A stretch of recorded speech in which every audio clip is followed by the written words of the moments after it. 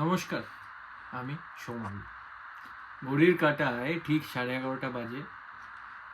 এখন ভিডিও করতে বসলাম, কিন্তু আমি কেন ভিডিও করতে বসলাম? আমি তো চট করে এরকম ভিডিও বানাই না। আমার যা ভিডিও আছে এখনো অবধি, তাই বা ছোটোখাটো ব্লগস আছে, তাই না? তো আজকে ভিডিও করাটা আমার মনে হলো খুব দরকার। কেন দরকার? আজ 25শে ডিসেম্বর, যীশু খ্রিস্টের জন্মদিন। বেরিয়েছিলাম একটু ঘুরতে, সাথে একটু সিনেমাও দেখলাম। না, তার কোনো ভিডিও আমি আপাতত ছাড়বো না আমার এই ইউটিউব চ্যানেলে। আমি যে ভিডিওটা ছাড়ছি সেটা প্রজাপতি 2 রিভিউ। কারণ আমি প্রজাপতি 2 দেখতে গেছিলাম, আমার কেমন লাগলো, এবং তার সাথে কিছু দর্শকের উত্তর আমি দেব। প্রথমত বলি, বাংলা সিনেমা দেখে যারা নাক কুচকায় তাদের জন্য প্রজাপতি 2 হচ্ছে একটা থাপ্পড়। আপনারা দেখবেন না, আপনাদের খারাপ লাগবে। তার কারণ এই সিনেমা থেকে একটা জিনিসও বার করতে পারবেন না যেটাতে নাক কোচকানো যায়।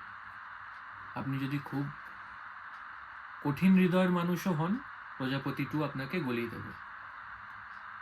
হ্যাঁ, আমি খুব একটা ইমোশনাল ছেলে নই, কিন্তু হ্যাঁ, সিনেমাটা দেখার পরে আমিও ইমোশনাল হয়েছি। হ্যাঁ, হয়তো ব্যবহার করে কাঁদিনি, কিন্তু কোথাও যেন আমিও সেই জিনিসগুলো রিলেট করতে পারছি যেগুলো সিনেমায় আমি দেখেছি। আমি জানি এটা সিনেমা, এটা পুরোটাই কল্পবিজ্ঞানের উপর বেস করে করা হয়েছে, কল্পনার উপর বেস করে করা হয়েছে, কল্পবিজ্ঞান নয়। কিন্তু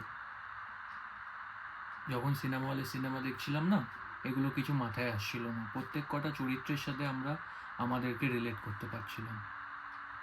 আমি ইনফ্যাক্ট সিনেমা হলে গিয়ে অনেক বয়স্ক লোককে দেখেছি চোখ ছলছল করতে। হয়তো তারা তাদের ছেলে বা মেয়ের কথা ভাবছে। দাঁড়ান আসছি, স্টোরিতে আসছি। স্টোরি আমি বলবো না, কিন্তু যেটা বলবো সেটা খুবই গুরুত্বপূর্ণ এই সিনেমার জন্য। ব্যাপারটা হচ্ছে, প্রজাপতিতে আমরা যেরকম দেখে এসেছি একটা একজন ছেলের গল্প, প্রজাপতির যে বক্স অফিস হিট হয়েছিল, ফ্যামিলি ড্রামা যেরকমভাবে হিট হয়েছিল, যেভাবে দেবকে সবাই আপন করে নিয়েছিল, তো প্রজাপতি 2 একটা অবশ্যই চ্যালেঞ্জ ছিল দেবের জন্য। ক্ষমা করে দেবেন, দেব বলছি, বয়সে অনেক আমার থেকে বড় হয়, তবু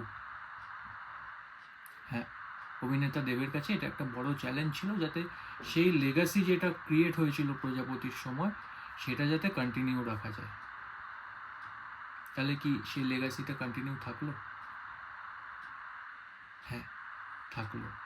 তার কারণ প্রজাপতি 2-তে যেভাবে স্টোরি টেলিং করা হয়েছে না, আপনার প্রত্যেক কটা জায়গায় নিজেকে আপনি রিলেট করতে পারবেন, সব সময়, প্রত্যেক জায়গায়।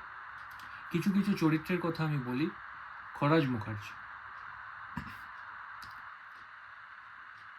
এত ইমোশনাল একটা সিনেমা, তার মধ্যে ওই হয় না যে ওই এ বলে আমায় দেখ, ও বলে আমায় দেখ, হ্যাঁ, সেরকমই কিছু হয়েছিল। খরাজ মুখার্জির মতো অভিনেতা যে সিনেমায় থাকে, ডিরেক্টরের চিন্তাই হয় না যে আমি কিভাবে সিনেমার গল্প এগিয়ে নিয়ে যাব।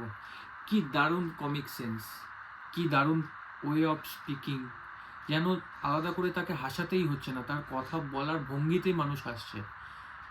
সত্যি মানে আমার মনে হয় আমাদের ইন্ডাস্ট্রিতে খুব কম মানুষই রয়েছে যারা এত সুন্দর কমিক সেন্সের সাথে অভিনয় করছেন। যাই হোক, আর কিছু ক্যারেক্টার আমি বলবো, যেমন কাঞ্চন মল্লিক, যেমন অপরাজিতা আঢ্য, যেমন পরাণ বন্দ্যোপাধ্যায়। সত্যি মাল্টি ট্যালেন্টেড কাস্ট নিয়ে, মাল্টি স্কিল্ড কাস্ট নিয়ে এই সিনেমাটা তৈরি করা হয়েছে। এবার আসি স্টোরিতে।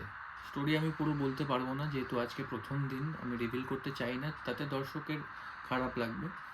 কিন্তু যারা এখনো দেখেননি তাদের একটা কথা বলতে চাই, আপনারা এইসবের মধ্যে যাবেন না। পলিটিক্স, কে কটা শো পাচ্ছে, আপনার কে কটা শো পাচ্ছে না, কে বেশি শো পাচ্ছে, এগুলো প্রডিউসারদের নিজেদের লড়াই লড়তে দিন।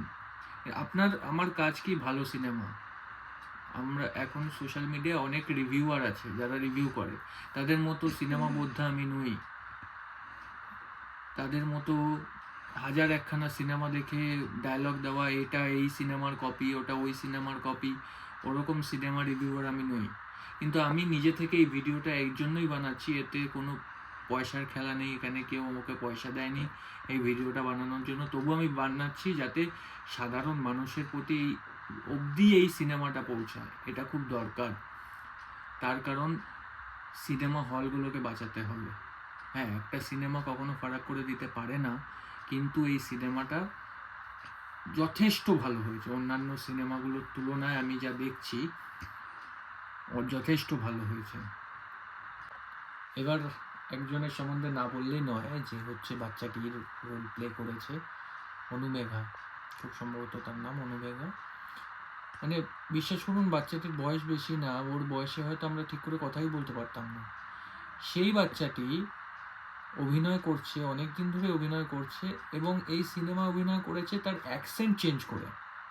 মানে আমি জানি বাচ্চাটির মধ্যে সমস্ত বারুদ রয়েছে, সে যাতে পরবর্তীকালে শুভশ্রী, কোয়েল, শ্রাবন্তী এদের জায়গায় পৌঁছাতে পারে। দেখতেও সুন্দর।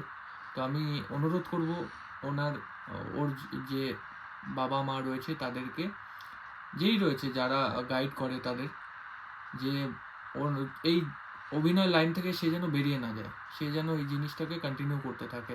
তার কিন্তু ব্রাইট ফিউচার রয়েছে। এবার আসি মেন চরিত্রদের অভিনয়ের ব্যাপারে।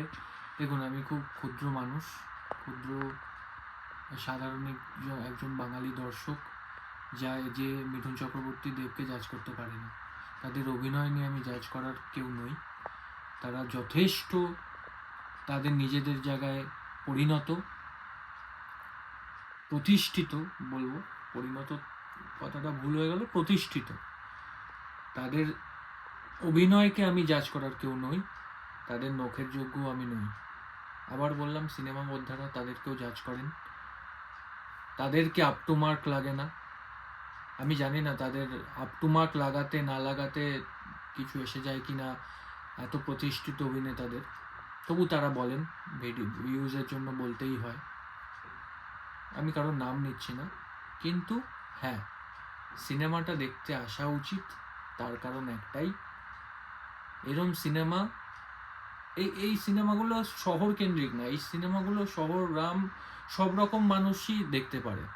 একটা তো আমাদের এখন কনসেপ্ট হয়ে গেছে যে ফ্যামিলি মেলোড্রামা যদি হয়, ফ্যামিলি ওরিয়েন্টেড সিনেমা হয়, তাহলে সেটা শহর কেন্দ্রিক হয়ে যায়। আর যদি একটু অ্যাকশন সিনেমা হয়, সেটা গ্রাম অঞ্চলে, শহর অঞ্চলে ছড়িয়ে পড়ে। এটা কিন্তু সেই সিনেমা নয়। এটা গ্রাম শহর নির্বিশেষে সব জায়গার মানুষ দেখতে পারে, সব জায়গার মানুষ, সব রকম বয়সের মানুষ এটাকে রিলেট করতে পারবে। তো যাই হোক, ভিডিও দীর্ঘায়িত করব না, আপনারা আসুন হলে দেখুন সিনেমা, বাংলা সিনেমা দেখতে থাকুন। বাংলা সিনেমা এরকম যদি হতে থাকে, বাংলা সিনেমার পাশে আলাদা করে আর দাঁড়াতে হবে না, বাংলা সিনেমা রমরমিয়ে চলবে। তো যাই হোক, এই বলে ভিডিও শেষ করছি। আপনারা সবাই ভালো থাকবেন। Merry Christmas.